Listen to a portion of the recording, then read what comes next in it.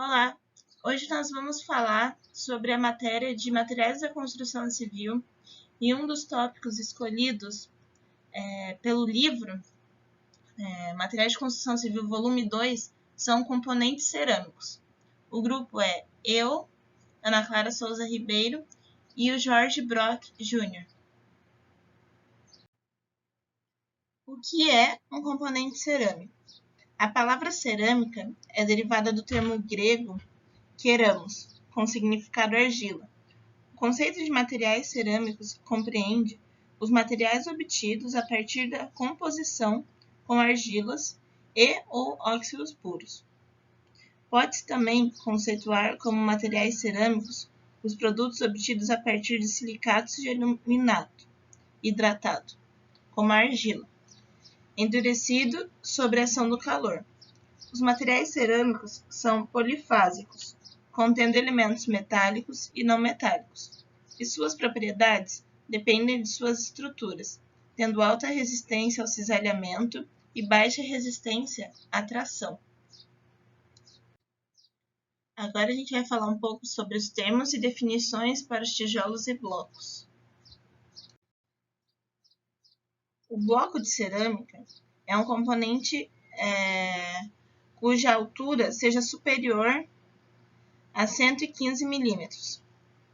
Bloco cerâmico alveolar, que é o que está à nossa esquerda, é um componente de alvenaria cujos vazados são distribuídos em todas suas faces assentadas.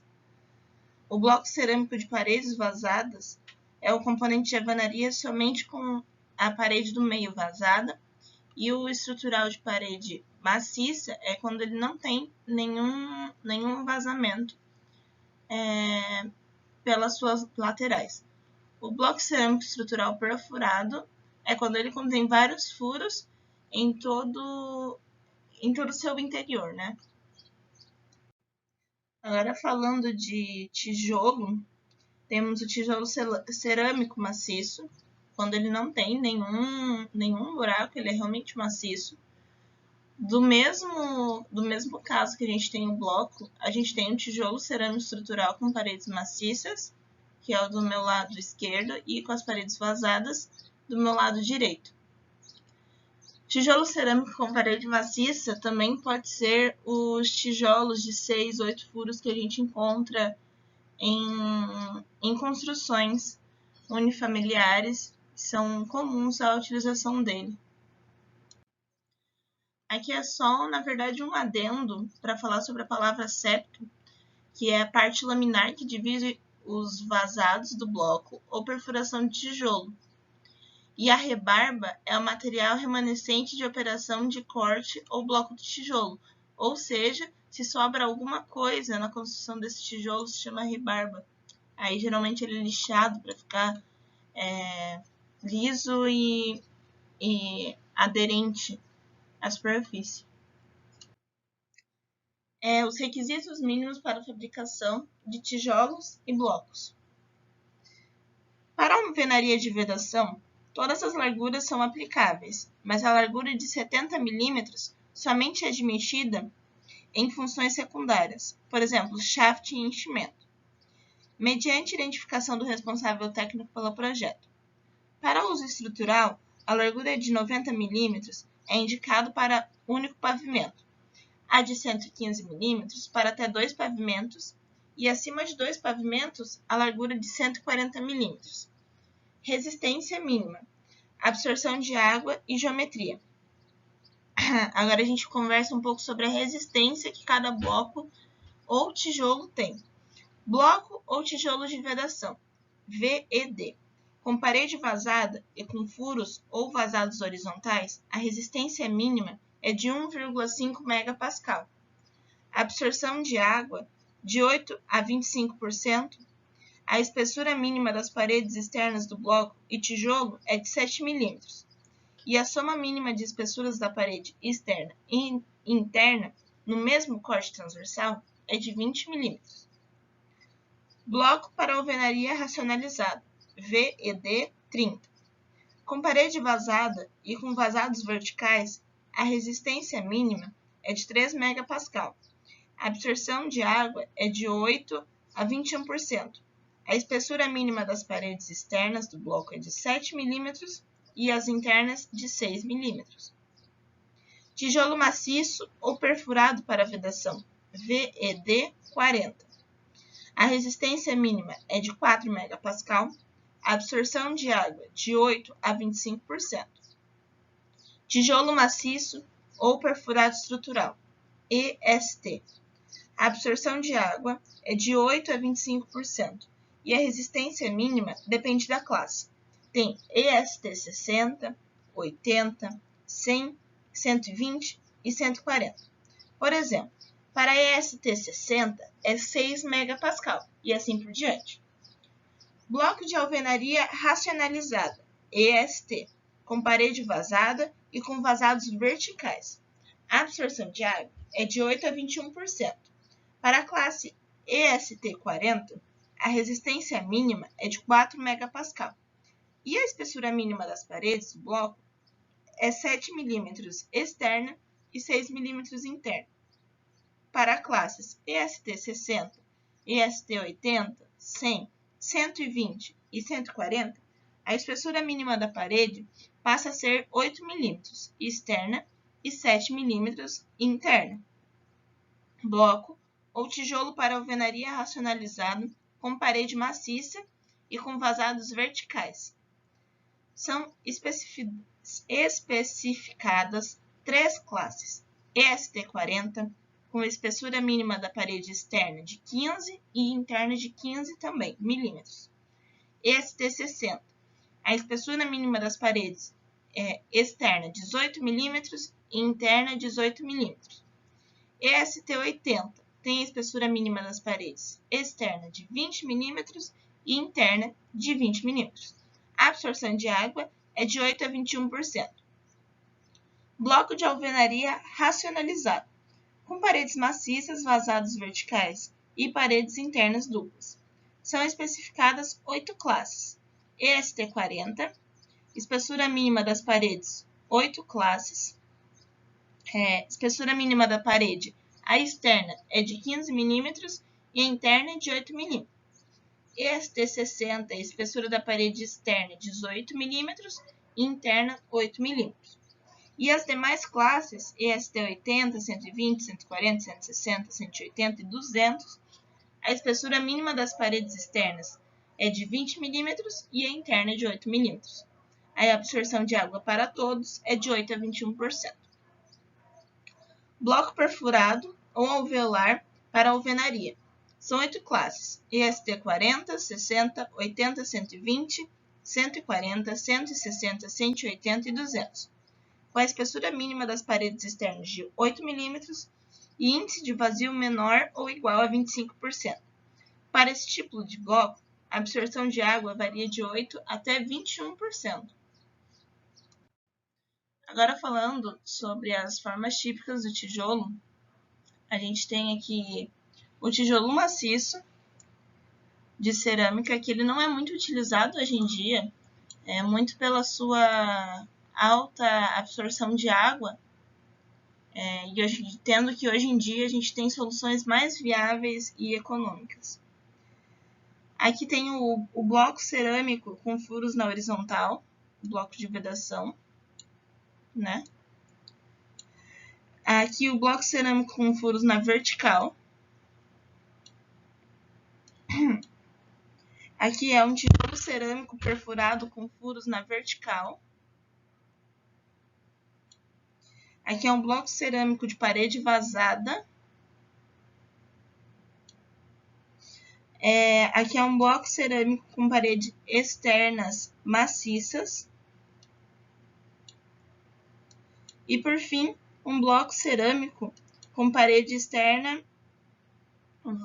vazada, parede interna vazada. Agora, falando um pouco sobre as telhas, elas são componentes cerâmicos utilizados na composição dos telhados de edificações e estão enquadradas no grupo das cerâmicas vermelhas. São fabricadas com argila conformada por prensagem ou extrusão e queimadas, devendo o produto final atender às condições da NBR 15310 de 2009. Componentes cerâmicos, telhas. Terminologia, requisitos e métodos de ensaio. Quer apresentar ou não tratamentos superficiais. Apresenta-se aqui uma relação das normas brasileiras para as telhas cerâmicas, atualizada de acordo com a BNT, com os objetivos e alguns dados de especificação correspondente, incluindo-se as canceladas, para não restar dúvidas quanto aos textos normativos atualmente em vigor. Esse resumo apresentado não dispensa a leitura do texto completo das normas. Então, nos próximos slides, eu vou fazer um apanhado de alguns requisitos mínimos para você chamar uma telha de telha, segundo a BNT. O que ela precisa ter, o que ela não pode ter e assim por diante. Primeiro, a gente pode falar sobre a identificação da telha. A telha deve trazer a identificação do fabricante e outros dados gravados em relevo ou retrância com caracteres de no mínimo 5 mm de altura, sem que prejudique o seu uso.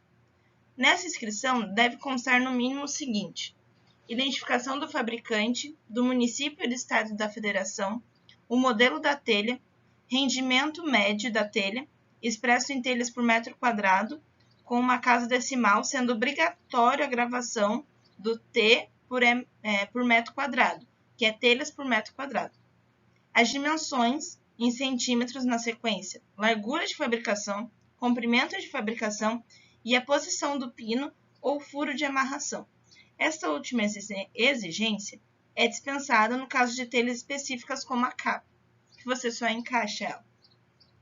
Galga mínima em centímetros, com uma casa decimal, sendo obrigatório da gravação da grandeza G mínima. Gravação de capa ou canal para telha simples de sobreposição. Para comercialização das telhas, é indicado como unidade o metro quadrado de telhado. Recomenda-se explicitar o número de unidades de telhas por metro quadrado do telhado comercializado. Já para as características visuais, é admitido a telha apresentar ocorrências como esfoliações, quebras e rebarbas, desde que não prejudicam seu desempenho, incluindo eventuais riscos, escoriações e raspagem. Agora, falando sobre a sonoridade, eu coloquei aqui uma foto e justamente a telha deve apresentar som semelhante ao metálico, quando suspensa por uma extremidade e percutida a batida. Ou seja, a telha ela precisa ter som iguais em todas elas e ela deve parecer um som metálico. Agora falando sobre as características geométricas, com relação às formas e tipos, as telhas cerâmicas são classificadas em 4 tipos. Telhas planas de encaixe, que é a telha francesa. Telha composta de encaixe, que é a telha romana. Telha simples de sobreposição, colonial, paulista, plã e piauí. Telhas planas de sobreposição. E as telhas de encaixe e compostas de encaixe, que apresentam em suas bordas saliências e retrâncias que permitem um encaixe, entre elas quando se for feita a execução do telhado. A telha francesa é conformada por prensagem, possui, além dos encaixes laterais, um ressalto na face inferior, para apoio na ripa, e outro, denominado orelha de aramar, que serve para eventual fixação da ripa. A telha romana, que é essa telha aqui, é conformada também por prensagem, apresentando a capa e o canal interligados na mesma peça. As telhas simples de sobreposição, seja ela colonial, paulista, plã e piauí, são telhas cerâmicas que apresentam uma peça com função de capa e outra peça com função de canal, em formato de meia cana, fabricada pelo processo de prensagem, caracterizada por peças côncavas que se apoiam sobre as ripas do telhado e por peças convexas, que por sua vez se apoiam nos canais. Em geral, as peças do tipo canal apresentam um ressalto na face interior. para apoio nas ripas, e as capas, com frequência, possuem reentrances com a finalidade de permitir o perfeito acoplamento com os canais. Tanto as capas quanto os canais apresentam detalhes, encaixes, apoios, entre outros, que visam impedir o deslizamento das capas em relação aos canais. Retilineidade é a flecha máxima medida em determinado ponto das bordas das telhas, ou no eixo central, no sentido longitudinal ou transversal. Para telhas planas, o valor de retilineidade não deve ser superior a 1% do comprimento e da largura efetiva, enquanto para as telhas simples de sobreposição e as compostas de encaixe, não deve ser superior a 1% do comprimento efetivo. Planaridade é a flecha máxima medida em um dos vértices de uma telha. Para todos os tipos de telha, o valor da planaridade não deve ser superior a 5 mm. Essas determinações devem seguir os requisitos da norma. Falando sobre os requisitos, temos massa. A massa da telha seca não deve ser superior a 6% do valor declarado no projeto do modelo da telha. Esse valor deve ser determinado em ensaios, conforme as ABNTs. A absorção de água é o quociente entre a massa da água absorvida pelo corpo de prova, saturado em água, e a massa seca da telha, determinada de acordo com o anexo da norma. O valor máximo admissível para telhas é de até 20%. O índice de absorção da água pode ser usado como referência para a especificação da telha, dependendo das condições climáticas do local em que será instalado. Segundo a ABNT, estão sugeridos os seguintes limites para a absorção de água. Local com clima temperado ou tropical tem que ser menor ou igual a 20%. Local frio e temperado, menor ou igual a 12%. E local muito frio e úmido, menor ou igual do que 7%.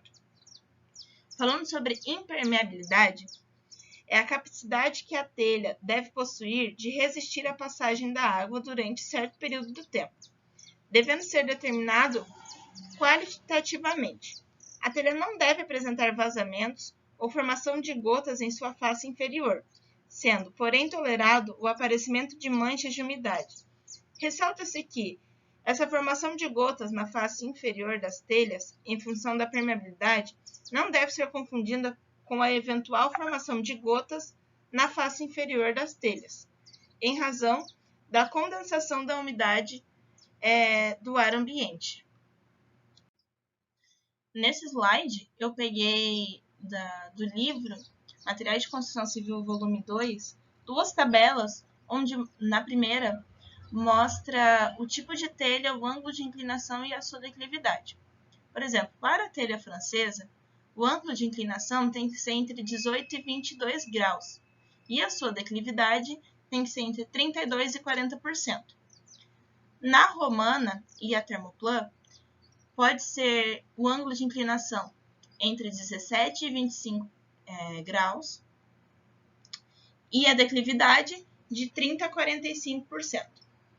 Nas telhas coloniais paulistas, o ângulo de inclinação pode ser entre 11 e 14 graus e a sua declividade entre 20 e 25%. E a telha plã pode ter o ângulo de inclinação entre 11 e 17 graus e a sua declividade pode estar entre 20 e 30%. Agora, falando sobre as cargas que essas telhas elas podem aguentar, a gente tem ali uma carga das telhas de encaixe, das planas de encaixe, que é, por exemplo, a telha francesa, de 1.000, abre parênteses, 100 newton por quilograma força. Já as telhas romanas, elas aguentam mais, 1.300.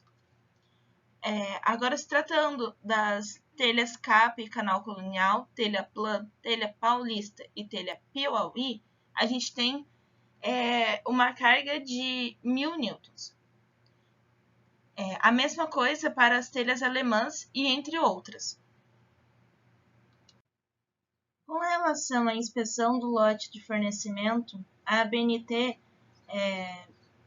15.310 estabelece que as condições de inspeção devem ser previamente combinadas entre o fornecedor e o comprador, e que todo lote de fabricação deve ser dividido em lotes de fornecimento de até 100 mil telhas ou fração. Para a execução da inspeção geral, adota-se dupla de amostragem, com cada amostra sendo constituída por 30 telhas extraídas de cada um dos lotes constituídos. Os aspectos considerados nessa inspeção são identificação, características visuais e sonoridade. Para aceitar o lote na primeira inspeção, o número de aceitação é 2, até 2 peças não conformes dentre as 30, e o número de rejeição é 5, 5 ou mais peças não conformes dentre as 30. Caso a quantidade de telha não conforme resulte entre 2 e 5, procede-se à segunda amostragem com mais 30 peças. Nesse caso, o número de aceitação passa a ser 6, soma das peças não conformes da primeira com as da segunda amostragem, e o de rejeição 7.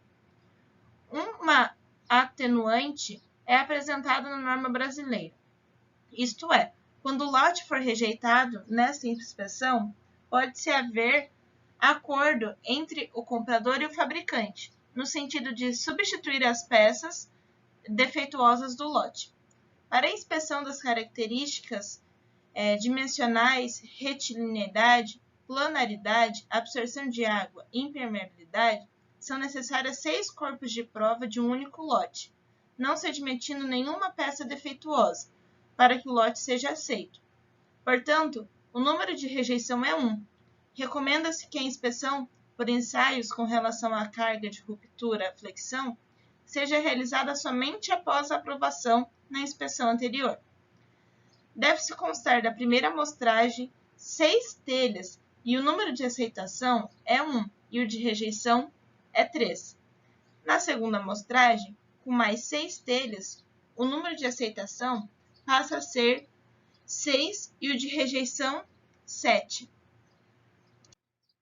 Agora, falando sobre o processo de fabricação dos produtos cerâmicos, eu coloquei um adendo aqui que é importante ressaltar que cada tipo de produto cerâmico apresenta uma sequência de processos industriais mais adequados, ressaltando-se que a sequência aqui apresentada é genérica.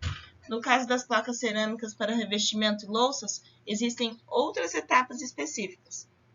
Então, no geral, se começa com a extração da matéria-prima, que é a argila, aí faz a preparação da matéria-prima, o tratamento dessa argila, depois essa argila é moldada, e após o produto moldado, encontra-se no estado verde. Depois ele é secado, onde é retirada a água do produto no estado verde, feito a queima, transformando a argila em cerâmica. Após isso é o resfriamento, então a inspeção, para ver se todos eles têm a mesma qualidade, se todos eles são iguais, para depois estocar e fazer a expedição.